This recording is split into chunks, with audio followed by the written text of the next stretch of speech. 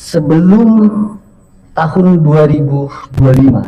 Saudara kan diperiksa kalau di catatan BAP-nya itu Selasa 28 Januari tahun 2025, betul ya? Belum pernah diperiksa, hanya satu kali. Hanya satu kali. Hari itu juga. Berarti BAP-nya itu memang khusus untuk perkaranya Pak Hasto ya? Ya. Baik. Untuk perkara Saiful Bahri berarti tidak ya? Tidak. Baik. Agustiani Tio juga tidak? Tidak. Dan juga Wahyu Setiawan tidak ya? Tidak. Berarti khusus dihadirkan untuk membuat terang perkara Pak Hasto berarti ya? Iya. Baik.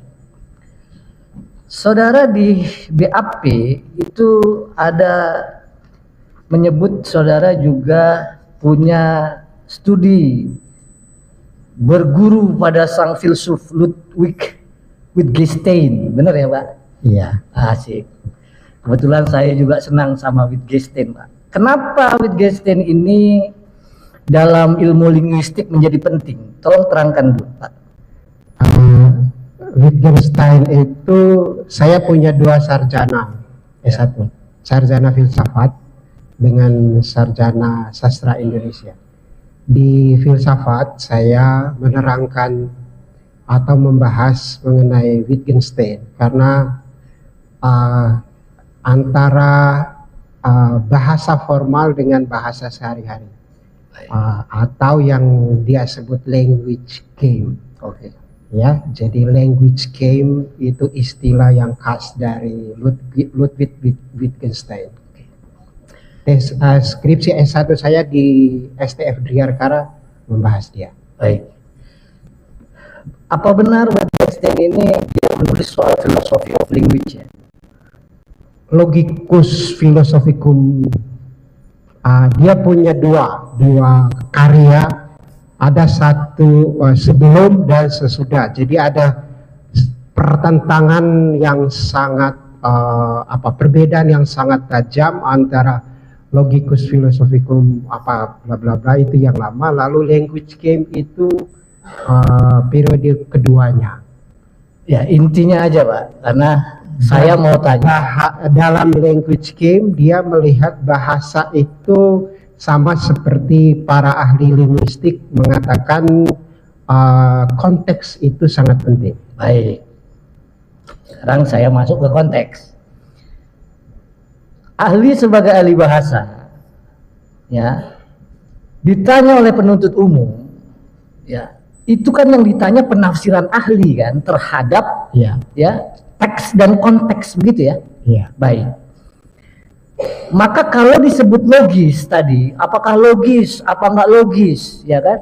Itu kan bergantung dari teks dan konteksnya, betul ya? Ya. Betul. Kalau begitu, di dalam logika itu kan diajarkan kita. Ada logika klasik, logika predikat pertama, ada logika deontik, ada logika divisible dapat dibatalkan. Sekarang saya mau tanya kepada ahli. Kalau data, informasi, konteks berbeda, ya, disampaikan ke ahli, tentu nanti kesimpulannya bisa berbeda dong. Data yang saya teliti itu data bahasa. Data bahasa yang saya terima dalam kasus ini adalah dari screenshot BA dengan rekaman. Itu yang saya pelajari. Baik.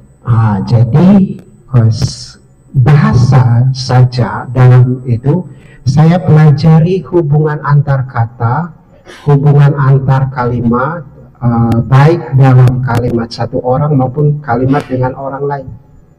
Begitu. Baik. Tanggapan antara ini lalu tanggapan, jawaban dan lain-lain, itu yang saya pelajari. Itu yang saya tanya tadi. Kan berulang kali ahli ketika menjawab pertanyaan dari penuntut umum, ahli kan berulang kali bicara karena dijelaskan oleh penyidik, ya kan? dikasih tahu konteksnya. Kalau ahli nggak mengerti konteksnya, tanya sama penyidik, kan begitu. Penyidiknya waktu itu siapa yang menyidik, Pak? Saya tidak tahu 28 Januari, oh ini Pak Rosa Purbobekti ya pada waktu itu ya. di teksnya mungkin begitu. Cuma saya kan itu di ruangan yang kecil dan saya bertemu dengan dia. Saya lupa waktu dia memperkenalkan nama. Baik, ya. Nah, makanya yang saya mau kejar ini, mau tanya sebenarnya ketika ahli menafsirkan tadi, itu kan di dalam filsafat bahasa ada metodologinya kan. Di mana dalam metodologi ini, Pak, ya, metode interpretasi yang saudara gunakan kan. Sementara metode interpretasi itu ada yang disebut dengan false dilemma misalnya. Bapak belajar dong. False dilemma itu. Apa itu false dilemma? Ya, mengajukan hanya dua opsi pilihan. Orang ini salah atau tidak salah. Misalnya kan, Bapak akan ditanya nih, Bapak ini siapa? Kalau nggak Pak Hasto, orang lain. Padahal bisa saja Bapak itu kepala desa. Itu kan logika kan, Pak? Bukan begitu. Oke, silakan jelaskan. Bukan begitu. Saya kalau dalam satu kasus itu harus saya pelajari semuanya. Jadi saya lihat latar belakangnya, saya tanya ini apa? Di surat permintaan untuk saya disebutkan nama Hasto Kristianto. Saya memang ikuti secara umum saja karena saya pembaca yang umum, pembaca berita. Saya baca, oh ada Hasto. Lalu saya datang, saya beri waktu hanya 1 hari ini Pak saya ngomong. Dan saya sebagai ahli tidak mau gegabah memberikan penafsiran tanpa saya tahu apa sebenarnya latar belakangnya kasusnya. Baru data itu ada. Data kalau hanya saya lihat begini saja terbatas pengetahuan saya. Begitu. Tapi kalau saya sudah dijelaskan latar belakangnya, saya tidak dikatakan diberi pilihan antara ini dan ini, tidak pernah. Dan saya ahli tidak punya hak untuk mengatakan ini bersalah dan tidak bersalah. Saudara ahli, Ya. justru itu yang saya mau tanyakan, bukan soal interpretasinya, nanti akan lagi nanti yang nanya. Saya justru mau tanya, ya, metodologi apa dan ilmu apa sehingga Bapak sampai pada kesimpulan. Saya baru masuk ke logika. Kan tadi dibilang Metodologinya sudah saya jelaskan tadi. Poin-poinnya Pak, saya ingat ahli Pak. Latar belakang kasusnya, kemudian saya dengarkan beritanya apa ininya, dengarkan rekamannya, lihat teksnya, lalu saya komunikasi lagi dengan mereka. Ini maksudnya apa di teks ini? Karena ada banyak yang bahasa-bahasa yang ada di situ bukan bahasa yang kalimat seperti di berita atau apa, tapi banyak singkatan, banyak kata-kata yang angka-angka, dan saya hanya menafsirkan sekadar itu. persis. Artinya ahli yang digunakan adalah metode interpretasi, kan gitu. Menjelaskan, bukan interpretasi. Apa yang saudara jelaskan? Jelaskan kalimat yang satu, kalimat yang lain, dan jadi saya didasarkan pada pertanyaan. Ada pertanyaan begini, lalu saya tanya ini pertanyaan penyidik seperti ini, lalu saya jawab pertanyaan itu. Itu yang saya jelaskan. Ya, sebelum ahli ke sini, penuntut umum itu juga udah menghadirkan ahli pidana. Ya. Ahli pidana tegas menyatakan keterangan ahli itu tidak menggantikan keterangan saksi, kan gitu. Ya, Nah, betul. kalau Bapak jelaskan, ya, menjelaskan itu kan berdasarkan penjelasan Bapak, Ya, ya kan? Berdasarkan pendapat Bapak, betul. berdasarkan interpretasi Bapak dong. Ya. Ya kan? Makanya saya tanya, saudara tadi menjelaskan dengan metodologi interpretasi atau bukan? Saya katakan bukan interpretasi. Ada ilmunya poin-poinnya, lagi Pak. itu untuk Saya- interpretasi. Tapi saya menjelaskan bahasanya, Baik, menjelaskan kalimat-kalimatnya. baik. Kalau begitu saya masuk ke Ahli logis pada tadi, kan ada penuntut umum. Ini logis kan? Ini enggak logis kan katanya? Kan Bapak jawab tadi. secara logika berarti kalau merendam itu pasti HP apa tadi atau kebalikannya. Itu kan Bapak pakai logika dong. Ya betul, logika dalam arti bahwa yang biasa disebut direndam itu baju. Iya, itu kan logikanya. Bukan ditenggelamkan. Iya, itu kan berdasarkan logiknya. Kan? Ya. Logik. Nah, kalau gitu saya masuk ke Arti logik. kata Pak. Iya Pak. Ya, ini makanya saya hanya tanya dasar-dasar dulu nih supaya kita sama satu suara, satu pikiran bahwa ternyata apa yang Bapak sampaikan juga secara umum diakui oleh ilmu pengetahuan kan gitu. Iya. Nah sekarang kalau kita bicara logika, ya kan kita diajari Pak, yang logis belum tentu benar, tapi yang benar sudah pasti logis, gitu kan? Ya betul. Iya kan? Poin-poinnya Pak, saya ingat ahli pada saat itu. Karena yang benar sudah pasti logis, sekarang di dalam logika itu bisa saja logikanya salah, betul nggak Pak? Logika itu lebih ke hubungan antar sebab akibat. Itu yang bisa logis tetapi tidak benar. Iya, Fakta yang benar itu sesuai fakta. Iya Pak. Kalau logika itu kan per definisi itu kan study ya of laws of thought. Ilmu tentang ya hukum-hukum Poin-poinnya, berpikir Pak. itu Saya kan ingat ahli logika pada saat itu. kayak gitu loh. Atau correct reasoning. Alasan Bapak tadi benar nggak secara Ya. disiplin Saya- ilmu kan begitu. Nah, maka di dalam logika ya bisa saja logika itu bisa keliru, betul ya Pak? Saya kasih contoh. Ada disebut dalam studi logika adalah false dilemma. Yang tadi saya bilang. Bapak dihadapkan hanya dua pilihan. Betul ada itu ya, kita belajar itu ya. Ya. Baik. Begitu juga ada circular reasoning atau petitio principii. Ya, jadi menggunakan kesimpulan sebagai premis. Ada kan logika itu, Pak? Betul. Betul. Saya kasih contoh. Yang dibuat premis adalah Pak Hasto bersalah. Kan kalau kita lihat di BAP, nggak ada satu pun atau beberapa yang meringankan Pak Hasto. Karena premis yang digunakan dalam BAP itu adalah digunakan oleh penuntut umum. Maka premisnya adalah Pak Hasto lah tersangkanya, Pak Hasto lah terlibat, kan itu. Ya, itu yang disebut dengan circular reasoning. Ya. Nah, pertanyaan saya, kalau memang ada kelemahan dalam penafsiran dan logika itu, tentu kan bisa saja saya menghadapkan Bapak pada konteks dan teks yang berbeda. Boleh dong? Saya memeriksa teks yang ada. Baik, Itu yang terjadi. baik. Menjelaskan sesuatu yang didengar.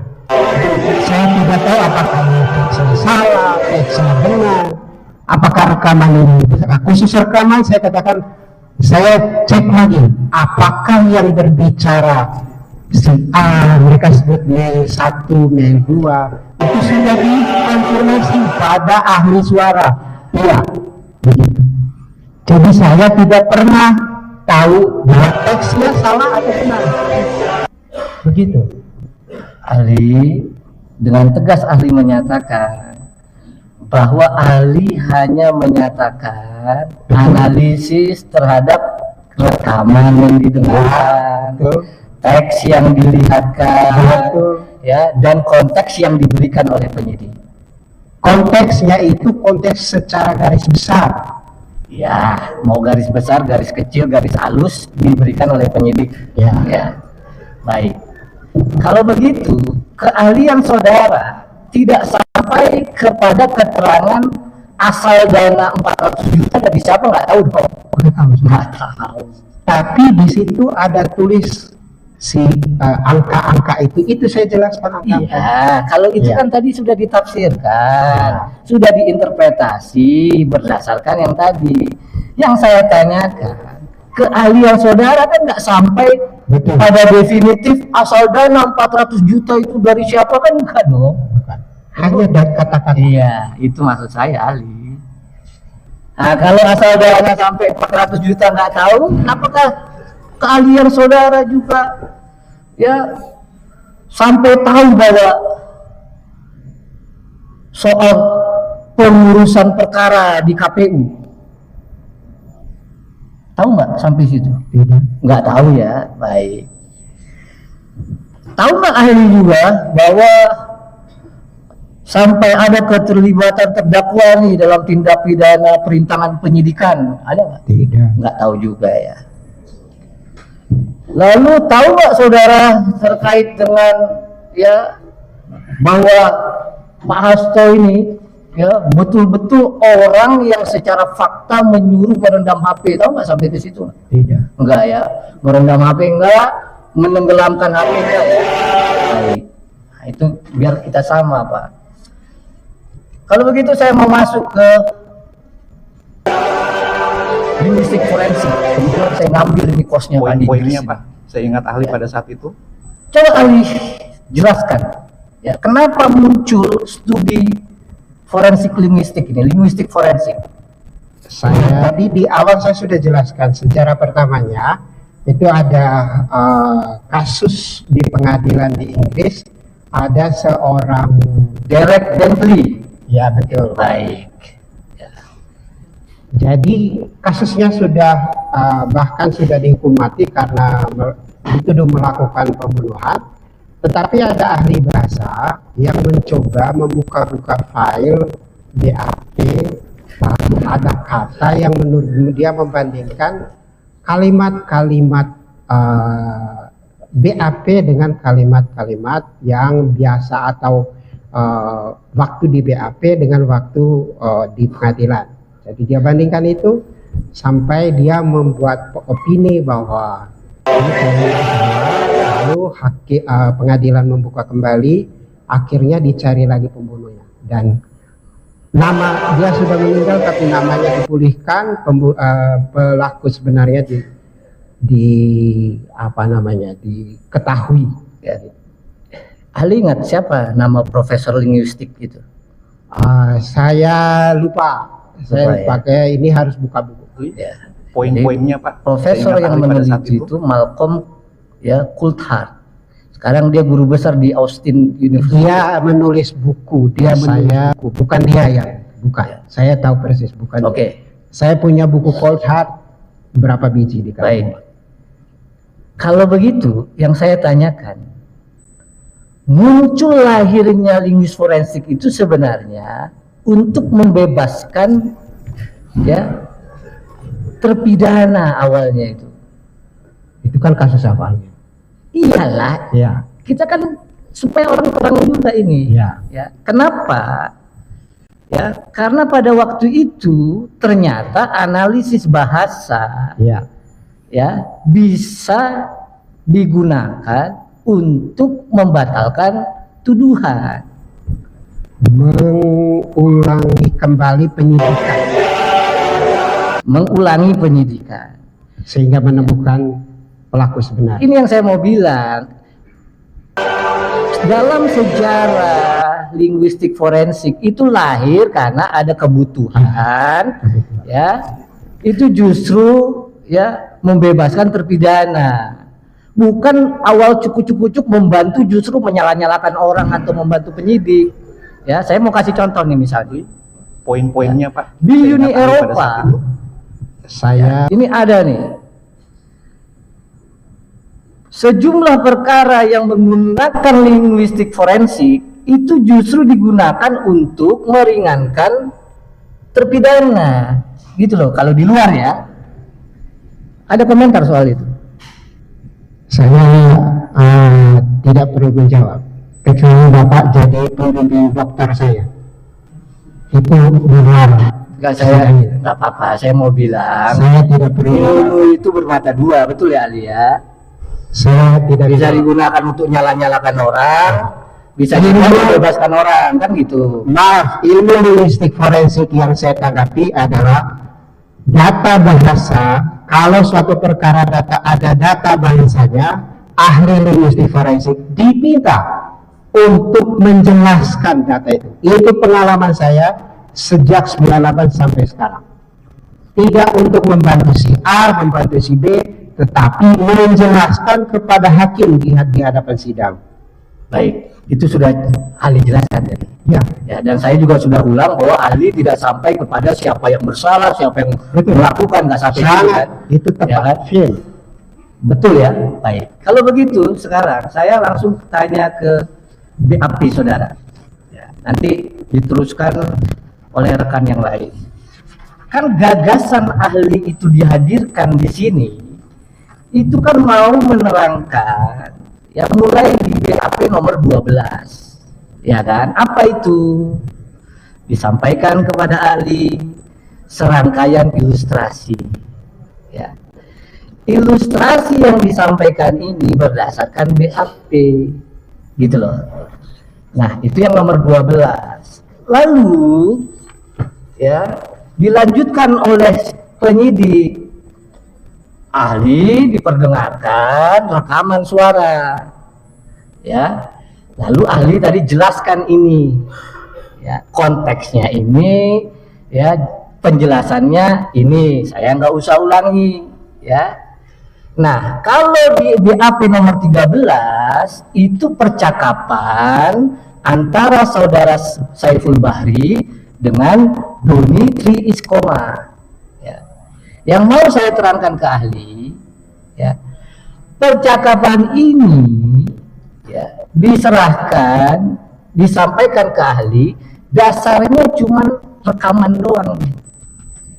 Tidak bertanya, tidak menanyakan kepada yang bersangkutan, ya kan?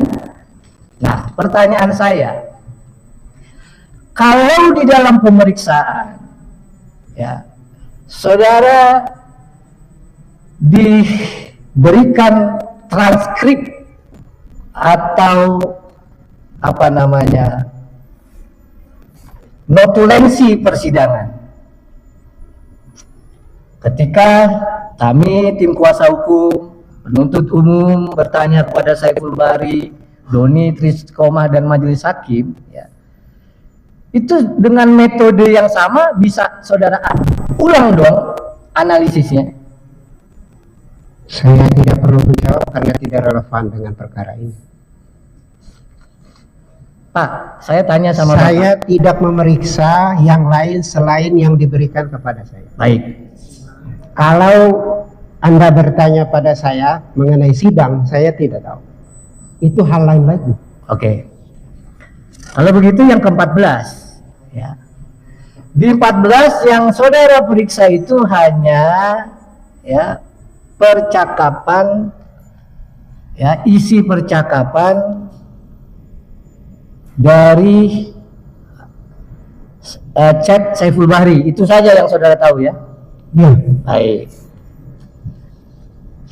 Selanjutnya, ya, nanti karena ini akan ditanyakan, Pak, ya, bukan saya yang nanya, tapi rekan yang nanya. Selanjutnya, apa-apa yang saudara jelaskan itu, itulah yang ada di sini. Betul. Baik. Nah, kalau gitu, Pak, sekarang saya tanyakan ke Bapak pertanyaannya. Dalam konteks Bapak dihadirkan, ya, di muka persidangan ini, ya, Bapak dikasih nggak dakwaannya? Pernah baca nggak dakwaannya? Tidak. Tidak, ya. Bapak hanya diberikan yang pada waktu itu 2025. Ya. Nah, saya mau tanya, ya, waktu Bapak menerangkan kesimpulannya ini, ya, Bapak terangkan nggak bahwa metode penafsiran dan seterusnya yang seperti saya bilang tadi di dalam ilmu pengetahuan itu ada kelemahannya juga kepada penyidik? Atau analisis Bapak udah pasti benar, interpretasi Bapak udah pasti benar? Saya menjawab pertanyaan. Di BAP itu saya menjawab pertanyaan. Begitu. Biasanya BAP itu strukturnya mulai dari memperkenalkan, menjelaskan kasus, kemudian ada setelah menjelaskan kasus, satu persatu seperti yang ada di situ, ada apa namanya chat seperti ini, lalu ada pertanyaan, saya jawab pertanyaan. Ya itu Bapak udah jawab. Makanya saya katakan bukan menafsirkan, menjawab pertanyaan. Baik. Ini berbeda benar ya Pak. Menjelaskan dengan menafsirkan itu berbeda. Ya. Poin-poinnya, Kalau Pak, menjelaskan itu saya ingat ahli describe. pada saat itu. Metodologi penjelasan berarti. Ya. Di mana ditulis bab metodologi penjelasan? Coba terangkan dulu deh metode penjelasan. Kalau saya baca buku Wittgenstein, metode interpretasi. Silakan, saya hanya menjawab apa namanya seperti yang saya jelaskan tadi. Metodenya itu pertama waktu saya datang, saya ada surat panggilan permintaan ahli, di situ disebutkan nama, saya datang ada waktu tanggal itu, lalu saya diberikan pertanyaan dijelaskan, karena itu memang ini dan saya minta apa sebenarnya kasusnya dijelaskan. Di dalam teks itu juga ada semua ditulis, itu saya baca semua yang ditulis itu sambil dijelaskan. Lalu ada pertanyaan-pertanyaan yang mulai spesifik. Kalau kalimatnya gini, ada pertanyaan bawah, saya jawab pertanyaan itu. Begitu metodologinya. Bapak hanya menjelaskan ya. Substansi, perbuatan, perilaku, apapun Bapak nggak sampai ke situ ya berarti ya. Enggak. Baik. Terima kasih Pak. Ya, Bapak hanya menjelaskan apa itu betul perbuatannya, apa betul kejadiannya, Bapak ahli nggak sampai situ. Ya,